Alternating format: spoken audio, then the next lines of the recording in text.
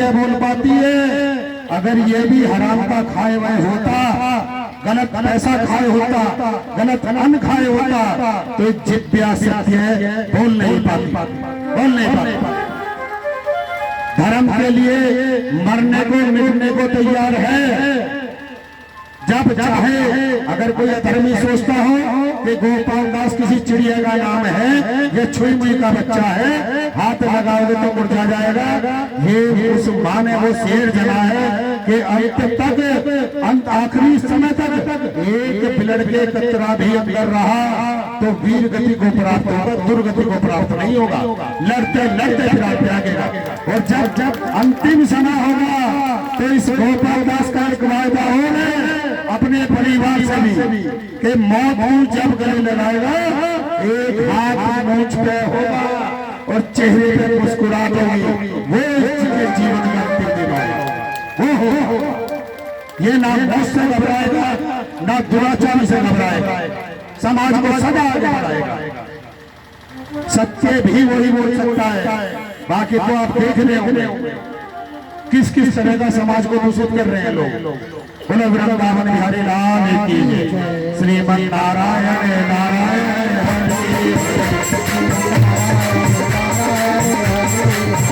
हरि नारायण नारायण हरि हरि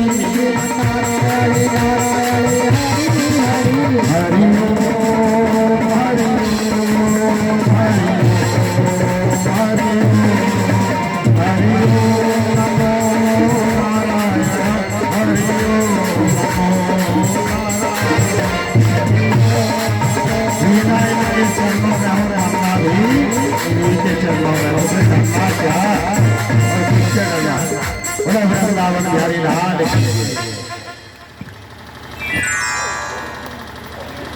अभी यहाँ रुक्मणी मैया चिंतित है, परेशान है और कोई मार्ग नजर नहीं आ रहा है कि मेरे कन्हैया तक। यहाँ एक बात और है, रुक्मणी ही श्री कृष्ण भगवान से प्रेम करती थी, लेकिन मेरे कन्हैया को कभी नहीं एहसास था कि रुक्मणी मुझसे प्रेम करती है।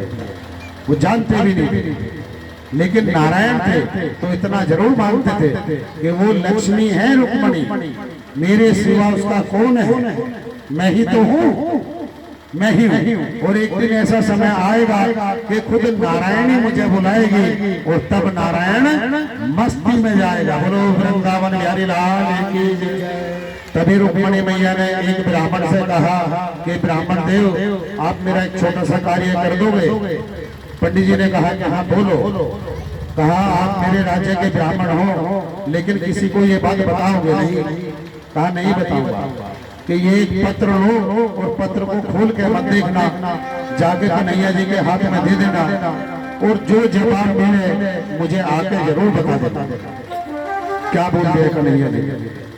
जैसे ही ब्राह्मण पत्र लेके गोकुल पहुंचा है और कन्हैया जी जमुना किनारे खड़े हैं, पत्र पकड़ाया, पकड़ाने के बाद कन्हैया जी ने हाथ में लिया और कहा कि अब आप जाओ। कोई उत्तर नहीं दिया, बताया नहीं है, कहा आप जाओ। खोल के पढ़ा भी नहीं है क्या लिखा है क्या नहीं लिखा है। और ऐसा का ऐसे ही पत्र जमुना जी में डाल दिया है।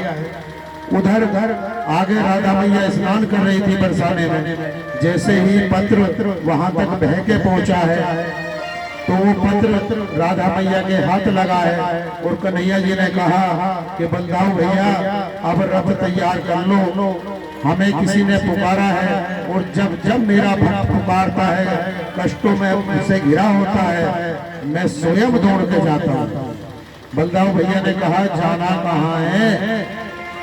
अरे ये तो बता दे करो कन्हैया। कन्हैया जी ने कहा बलदाऊ भैया आपको चलना है कि हाँ, तो फिर शांति से बैठ जाओ और चलो। दोनों भैया चल दिए मस्ती में और मद मस्त होते हुए कहा कि हमें जाना है विदर्भ देश। क्यों? कि वहाँ जो राजकुमारी है वो बड़ी कष्ट में है, भीष्म महाराज की पुत्री, और भीष्म महाराज की जान भी खतरे में है। कहा भीष्म महाराज को क्या हुआ कि उसके पुत्र रुक्मी ने उन्हें कारागार में डाल दिया है और जान से मारने का प्रयत्न भी किया है। अगर मेरे भक्त के साथ कोई ऐसे हादसे करता है तो मैं उसे कभी बलदाऊ भैया क्षमा नहीं करता, क्षमा नहीं करता। जैसे पहुंचे द्वार पर, विदर्भ देश में गए और नगरी में घुसने के बाद द्वार पर पहुंचे, तभी अंदर संदेशा भिजवा दिया। वहां शिशुपाल और रुक्मणी के विवाह की तैयारियां चल रही थी। रुक्मणी मैया को तब भी नहीं पता कि श्री कृष्ण भगवान आ चुके हैं। अंदर पता भिजवाया, कहा कि जाकर रुक्मणी से बोल दो कि बलदाऊ और कन्हैया आए हैं।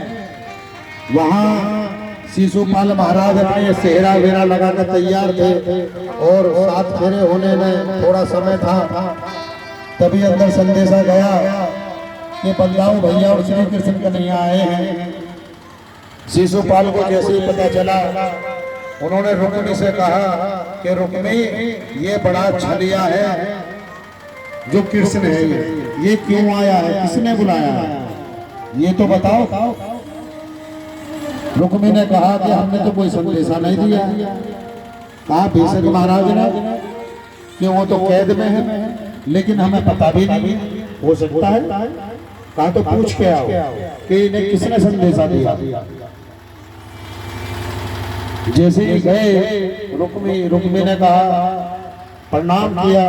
दंडवत प्रणाम करने के बाद कहा कि आपको निमंत्रण किसने दिया, कि भीष्म महाराज ने।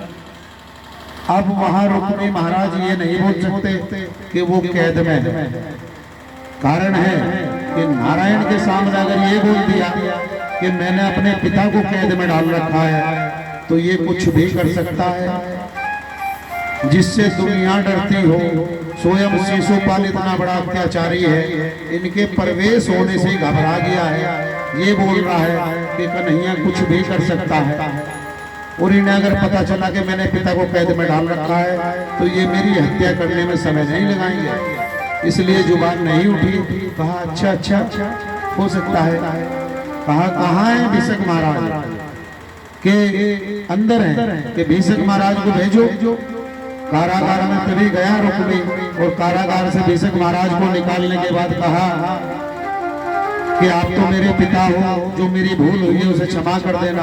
बाहर बलदाऊ भैया और कन्हैया जी आए हैं, उनसे मत बताना कि मैंने आपको कारागार में डाल दिया था। और ये वस्त्र नए लो, नए वस्त्र पहन लो और उनका जाकर स्वागत करो। जैसे ही आए हैं बाहर, कन्हैया जी मुस्कुराए। कहा भीष्म महाराज सब ठीक ठाक तो है। कहा हाँ कन्हैया, अब तुम आगे हो तो सब ठीक ही हो, सब ठीक ही हो। कहा कोई कष्ट तो नहीं हुआ, कि नहीं। आने में देर तो नहीं हुई, कि नहीं। कहा रुक्मणी किधर है, कि रुक्मी ने जो है विवाह की तैयारी शिशुपाल के साथ करा दी है। और हमारे यहाँ की एक प्रथा है कि विवाह से पहले देवी का मंदिर है, जो हमारी कुल देवी है, वहाँ जाना पड़ता है। और कुल देवी को हार पहनाने के बाद, पूजा अर्चना करने के बाद तब 7 फेरे होते हैं। मेरी पुत्री कुल देवी के मंदिर गई है, लेकिन कन्हैया जी आप मेरे मन की व्यथा जानते हो।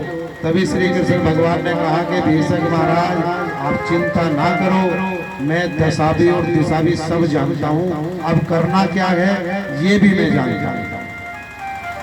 तभी भीष्म महाराज ने अंदर से चंदन मंगाया, फूलों के हार मंगाए और रुक्मी ही लेके आया।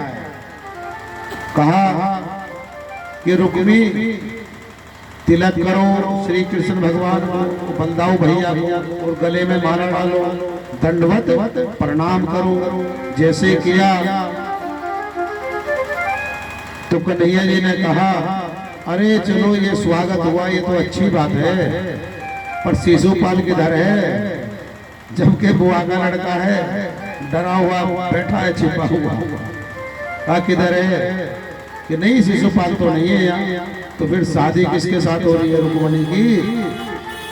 तभी रुक्मणी को झटका लगा और कहा कि अंदर है शिशुपाल। के बाहर बोला अंदर क्या कर रहा है, मुझे कुछ कहना थोड़ी है, मैं उसके विवाह में कोई विघ्न डालने थोड़ी आया हूँ। जैसे ही शिशुपाल बाहर आए, कहा हे श्री कृष्ण, बस ध्यान रखना यहाँ कुछ गड़बड़ ना करना। मैं जानता हूँ तू जहां भी जाता है सब उल्टे सीधे काम करता है और गड़बड़ ही करता है। मेरे विवाह में कोई विघ्न मत डालना। श्री कृष्ण भगवान ने मुस्कुराकर कहा, रे मूर्ख, तुमने हमें बुलाया नहीं, हम तुम्हारे विवाह में आए नहीं, और जब आए नहीं तो तुम्हारे विवाह में विघ्न कैसे डाल देंगे। हमें भीष्म महाराज ने बुलाया है, हम उनके न्योते पे आए हैं, उनकी पुत्री की शादी है। अरे मूर्ख, एक बात बता, अगर लड़की वाला कोई बुला रहा हो तो क्या लड़की की शादी में कोई विघ्न डालता है? डालता है? और अगर डालेगा तो तेरे जैसा ही कोई राक्षस होगा, वो विघ्न डाल सकता है, लेकिन कन्हैया ऐसे विघ्न नहीं डालता। ये ध्यान रखना। बोलो श्री कृष्ण भगवान की जय। और तभी रुक्मी महाराज से कहा कि रुक्मी, अब बहुत हुआ, हमें लग रहा है शिशुपाल ये चाह रहा है कि हम यहाँ से लौट जाएं जितना जल्दी हो। शिशुपाल ने हाथ जोड़ के विनती की कि अगर ऐसा हो जाए तो ज्यादा बढ़िया, आप लौट जाओ। हाँ ठीक है, तो लौट जाते, पर ये जो रथ है हमारा, इसे तैयार कराओ, फूल मालाओं से सजवाओ, तब जाएंगे। हमारे लिए वस्त्र मंगवाओ, नए नए वस्त्र पहनेंगे, पीला पीताम्बर मंगवाओ। जैसे आज हमारे गोपाल जी ने खुद काली ड्रेस पहन रखी ब्लैक, और हमें ये उड़ा दिया, ये इन्हीं का है। लेकिन आज कुछ भक्तों के भी मन में आया, पहली बार ऐसा आया शिष्य के मन में, उन्होंने बोल दिया, गुरु जी गोपाल जी ने तो ये ड्रेस पहन रखी है, आप ही ये डाल, आप ये डाल, ये इन्हीं का दिया, सब इन्हीं की कृपा लेगा। नहीं तो आज तक हमने नहीं लगाया, कभी भी हमारी कथा में आप ये पढ़ के नहीं देख सकते। लेकिन आज इनका इतना प्रेम था कि कहा तू यही ओढ़ के चल। पहली बार हमारा ओढ़ गया, वारे मेरे गोपाल जी, ऐसे मेरे नारायण है। श्री कृष्ण भगवान की जय। तभी कहा कि तू चिंता ना कर, पर ये सजवा दे। जैसी बग्गी सजी, सजने के बाद कहा वस्त्र। भीष्म महाराज ने कहा कि इसी से मंगवाओ। तभी कहा मुझे नहीं पता, चाहे शिशुपाल मंगाए या रुक्मी मंगाए, वस्त्र ला के दो, तब दोनों भैया नए वस्त्र पहन के तब जाए, और चलते टाइम स्वागत करो। एक माला और ला के दो, तब चलूंगा। कहा ठीक है। तभी दोनों ने पैसे अपना इकट्ठे किए होंगे, बाजार गए, दोनों भैयाओं के लिए वस्त्र लाए और रथ सजवा दिया। उसके बाद जैसे ही वस्त्र पहने और गेट से बाहर निकले, तभी कहा रे भूल गया, स्वागत नहीं करोगे, स्वयं नारायण आए और तुम्हारे जीवन से जा रहे हैं, तुम्हारा विनाश होना है राक्षसों, क्या मेरा स्वागत नहीं करोगे? स्वागत तो बनता है। श्री कृष्ण भगवान की।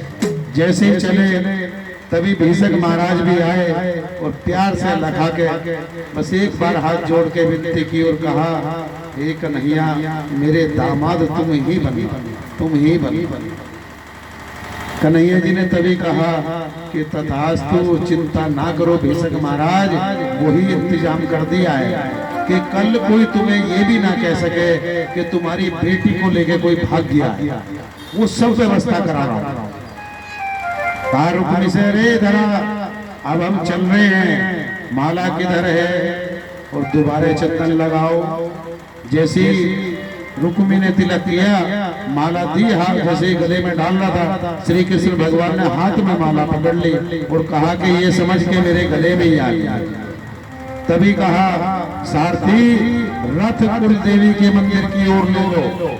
जैसे ही रथ मंदिर की ओर गया, वहां रुक्मणी मैया आंख में आंसुओं की धारा थी और तड़पती हुई देवी के सामने पहुंचने को तैयार थी, चली जा रही थी। हाथ में माला थी, फूल माला मैया के गले में डालनी थी। और जैसे ही मंदिर में पहुंची, कन्हैया जी हमारे गए, तोड़ के और देवी मैया के सामने खड़े हुए रुक्मणी ने आंख बंद करके गले में माला डाल दी। बोलो श्री कृष्ण भगवान की।